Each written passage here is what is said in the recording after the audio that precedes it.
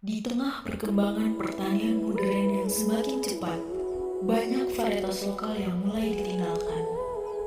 Namun, di beberapa tempat, tradisi itu masih bertahan. Ketimun Padang, sebuah varietas lokal yang telah dibudidayakan sejak tahun 1997, menyimpan cerita tentang pengetahuan, ketekunan, keberlanjutan. Dalam sistem pertanian saat ini, benih tidak lagi sekedar hasil dari alam, tetapi juga bagian dari industri. Varietas unggul dan benih hibrida mendominasi pasar, menawarkan hasil tinggi dan keseragaman.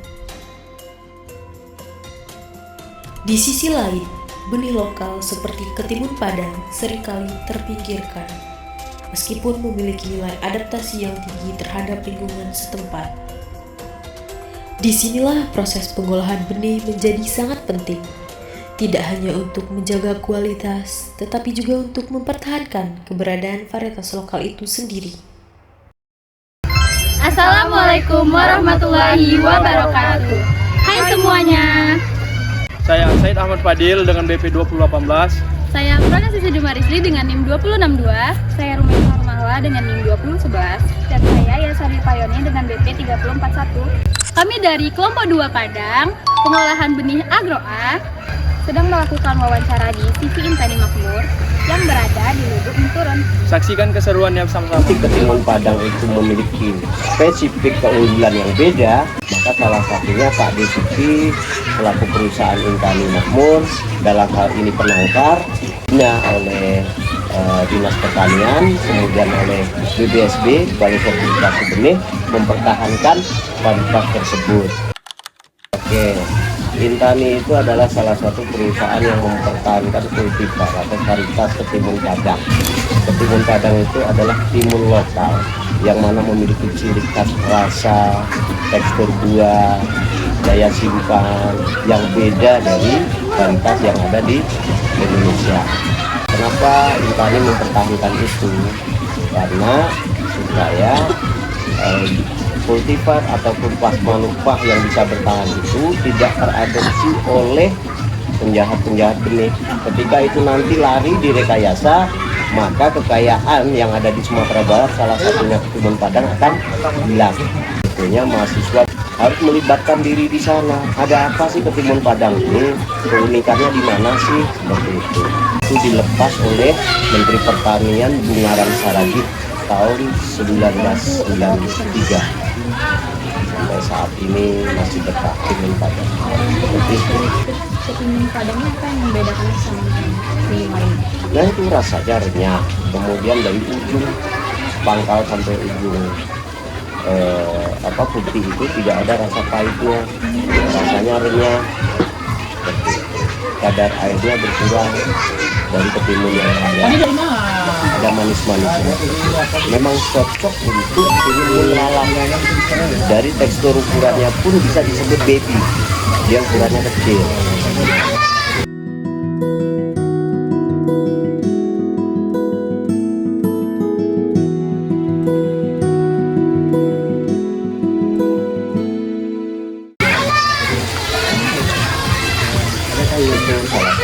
Lalu apalagi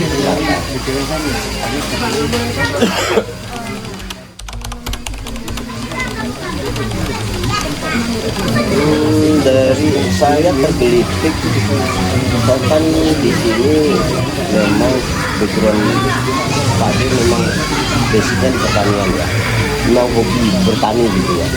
Jadi orang kalau hobi, kalau suka bertani itu merasa gelisah kalau ada sesuatu yang baik di lingkungan masyarakat itu. Ini harus dipertahankan. Itu tahun 97 Pak Din mulai itu artinya gimana ya, dia tanam terus dari tahun 90. Ada yang lain, kalau Pak D kan memang dulu sebagai petugas dari perusahaan PMA, jadi sedikit banyak memang tahu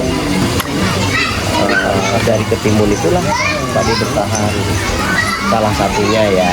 Untuk budidayanya itu Bapak lakukan dari awal, misalnya mungkin dari pemilihan benih segala macam itu sampai pembibitan dan penanaman itu Bapak lakukan sendiri atau gimana? Iya, dilakukan sendiri dalam artian memang secara pemurnian budidaya sampai pasca panen, sampai pengemasan, sampai peredaran itu Pak D prakarsai sendiri, tapi melibatkan dinas.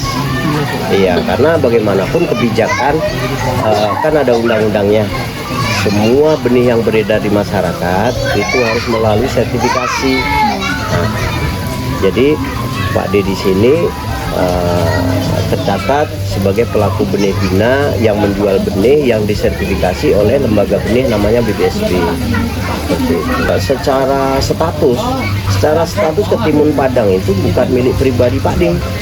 Namanya aja Ketimun Padang, menyangkut daerah.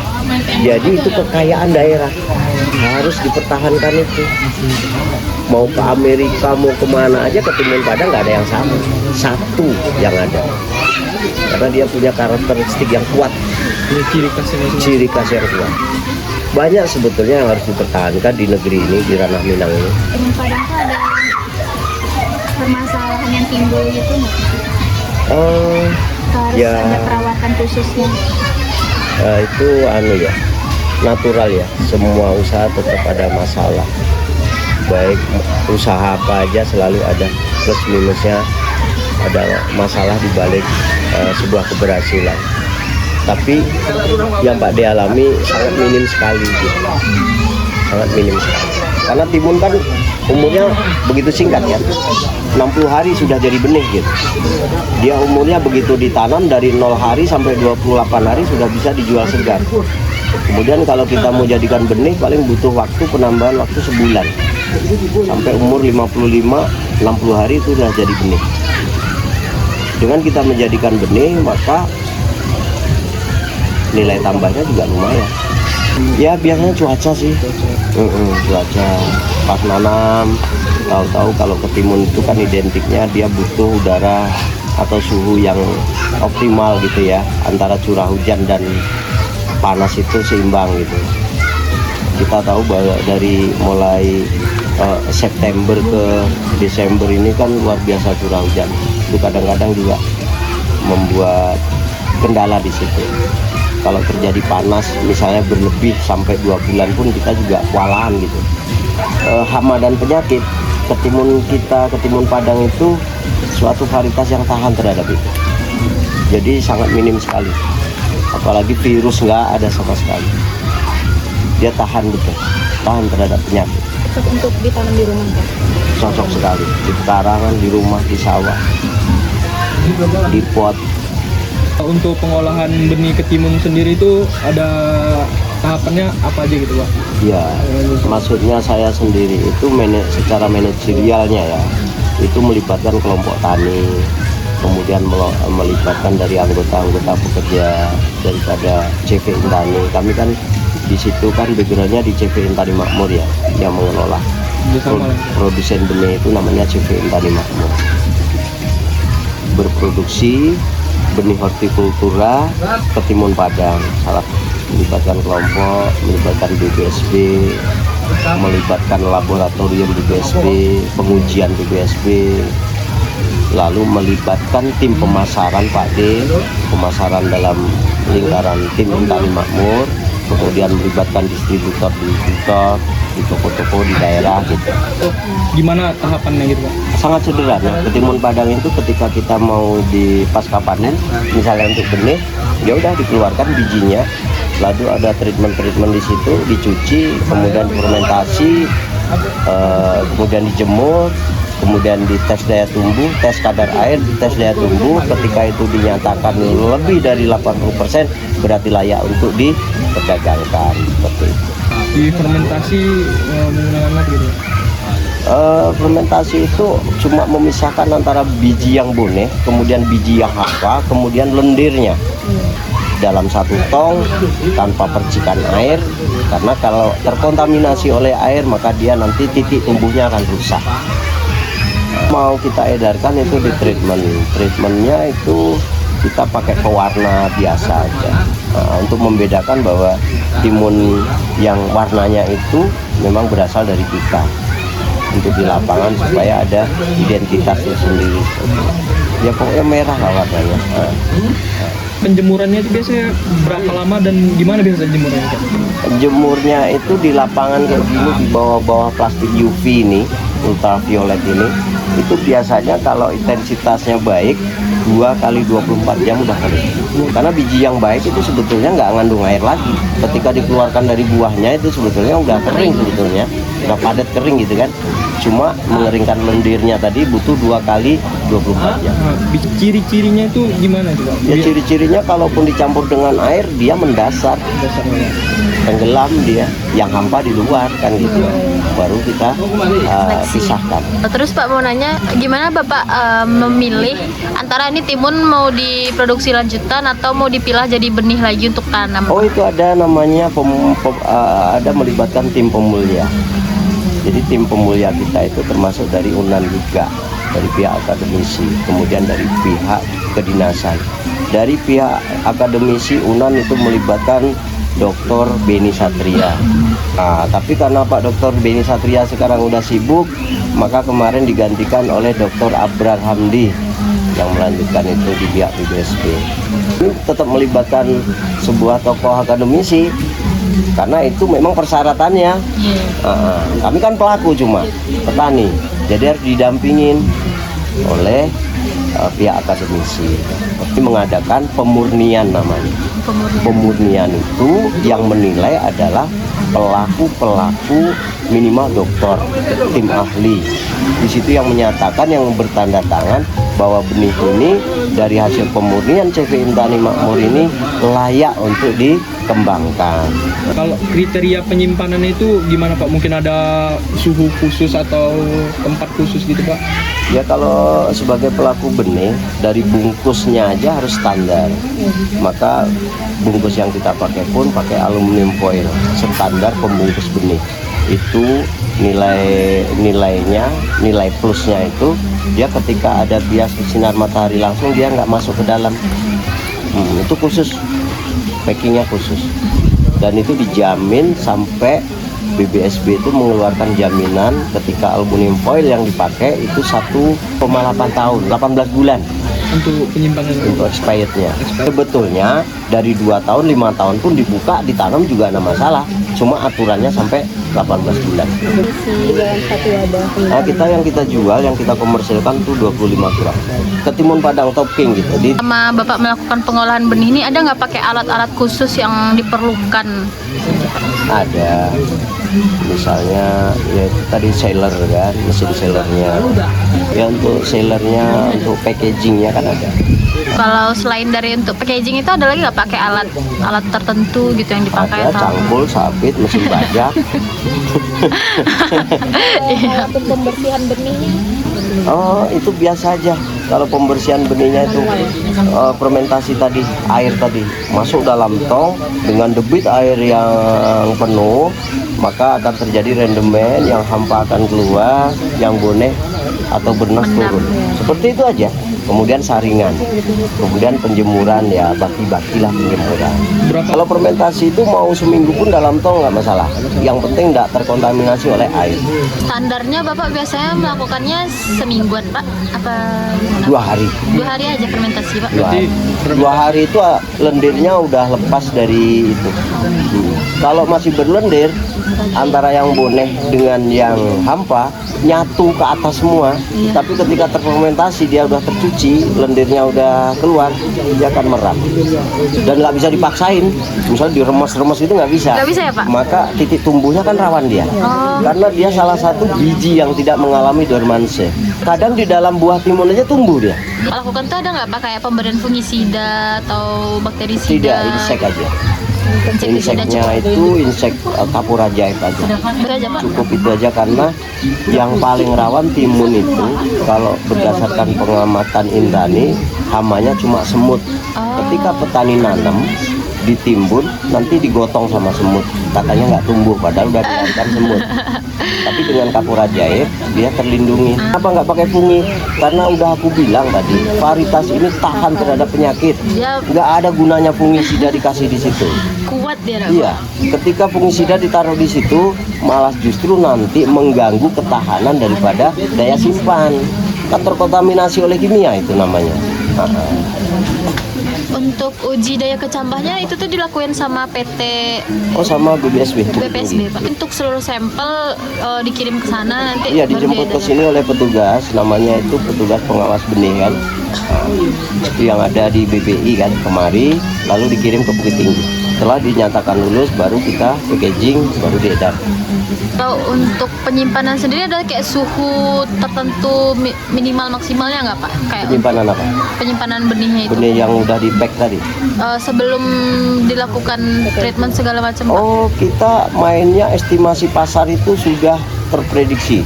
Jadi ketika kita produksi misalnya 1000 bungkus, artinya kita packaging dalam waktu sehari selesai, langsung tersalurkan. Yang punya hak penyimpan itu adalah toko-toko pertanian. Nah, Berarti distribusi. langsung habis, bukan bahan industri ya. Iya. Kalau sempat Pak disimpan lama-lama nanti takut daya tumbuhnya kan.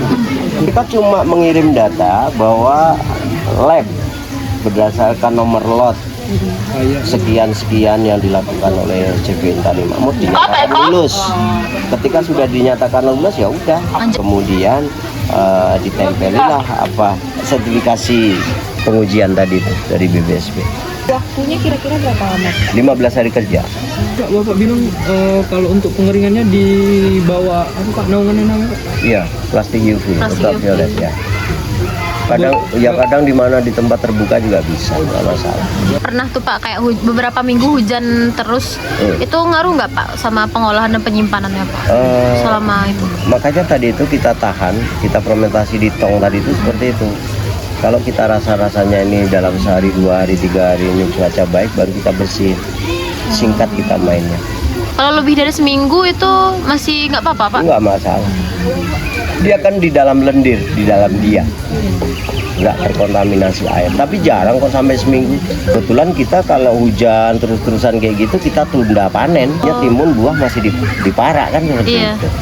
Yang bagian timun itu di sebelah mana, Bapak, tanamnya, Pak? Di Oh, sini. sebelah sana areanya. Tapi banyak ke kelompok tani. Kita bermitra ke kelompok. Ada berapa kelompok tani yang ikut termitra bersama Bapak? Yang jelas melibatkan Kecamatan Kota Tangah, melibatkan Kuranji, Nanggalo. Itu acak. Biasanya petani yang mau nanam kan daftar dulu. Menurut Bapak dari Iya. semua tahap pengolahan benih yang udah Bapak lakukan, tahap mana yang paling menentukan kualitas benih ini, Pak? Gitu. Tahap krisisnya gitu. Oh, ya di budidaya lah. Dari budidayanya Iya. sendiri, Pak.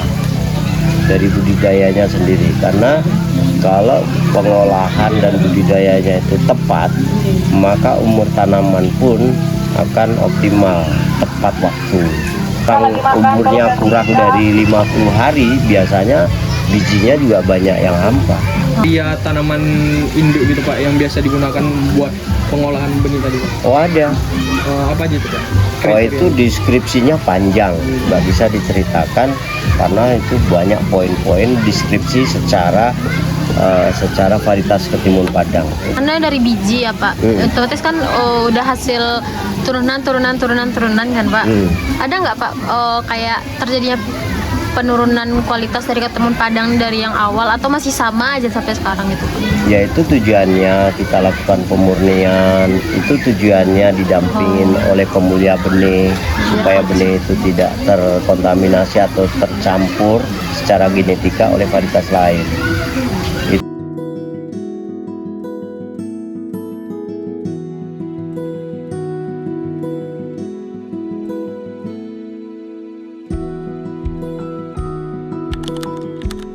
Kalau boleh berharap petani yang sudah lama, ya berharap yang muda-muda ini jangan gengsi disebut petani. Negara maju itu justru sorak akulah petani bukan PNS. Karena petani itu merdeka, belum siap jadi orang merdeka, mentalnya ya jadi pekerja. Jangan gengsi nyebut diri kita petani. Di Thailand, di Jepang, di Cina, bahkan di Eropa sendiri rata-rata kok petani malahan Iya Pak. yang lebih yes sih. Maka kami juga butuh dukungan karena Pak D nggak selamanya juga bisa mengawal kan seperti itu. Jadi dari spesifik timun yang ada itu sebetulnya mahasiswa bukan sekedar wawancara, harus melibatkan diri di sana. Ada apa sih ketimun Padang ini? Keunikan.